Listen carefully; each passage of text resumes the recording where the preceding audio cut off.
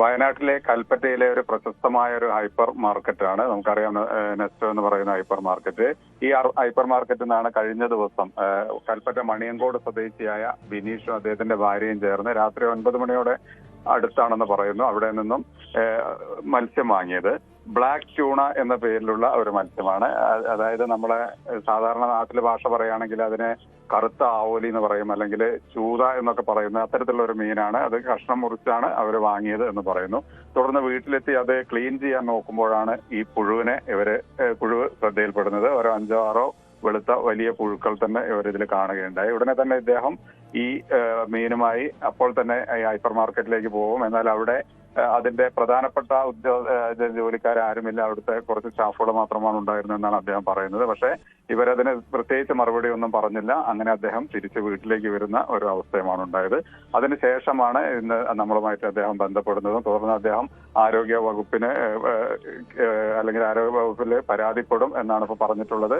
അതായത് ഉച്ചയോടെ തന്നെ ആരോഗ്യ വകുപ്പുമായിട്ട് ബന്ധപ്പെട്ടിട്ടുണ്ട്. അവർക്ക് പരാതി കൊടുക്കുമെന്നാണ് ഇപ്പോൾ നമുക്കറിയാൻ കഴിയുന്ന കാര്യം. ടോം, ഈ സ്ഥലങ്ങളിലൊക്കെ ഇതിനു മുമ്പും ഇത്തരത്തിലുള്ള ചില സ്ഥലങ്ങളിലൊക്കെ ഒറ്റപ്പെട്ട സംഭവങ്ങൾ ഉണ്ടായിട്ടുണ്ടെങ്കിലും അതൊന്നും പലരും പുറത്തു പറഞ്ഞിട്ടില്ല. എന്തായാലും ഈ സമയത്ത് ഇത്തരത്തിലെ മീനിൽ ഒരു ഇങ്ങനെ പുഴുവിനെ കണ്ടത് ഒരു വലിയ സംഭവം തന്നെയായിട്ട് കാണുന്നു. ടോം,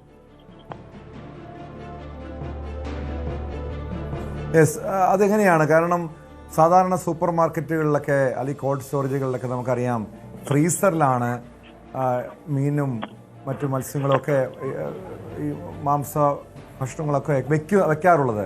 അവിടെ സാധാരണ ഇങ്ങനെ കേട് വരാറില്ല. അതിന് കേട് വന്നാൽ പോലും ഈ പുഴുക്കളെ കാണുന്ന സാഹചര്യങ്ങളൊക്കെ അപൂർവമാണ്. എന്താണ് ഈ വിഷയത്തിൽ ഈ സൂപ്പർ മാർക്കറ്റ് അധികൃതർ പറയുന്നത്?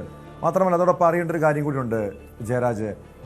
ഈ ഭക്ഷ്യസുരക്ഷാ വകുപ്പിൻ്റെ പരിശോധനയൊക്കെ കൃത്യമായും ഇതുപോലുള്ള സ്ഥാപനങ്ങളിൽ നടത്തേണ്ടതാണ്, പതിവായി നടത്താറുള്ളതാണ്. ഇവിടെ അങ്ങനെ ഒരു വീഴ്ച ഉണ്ടാകാറുണ്ടോ?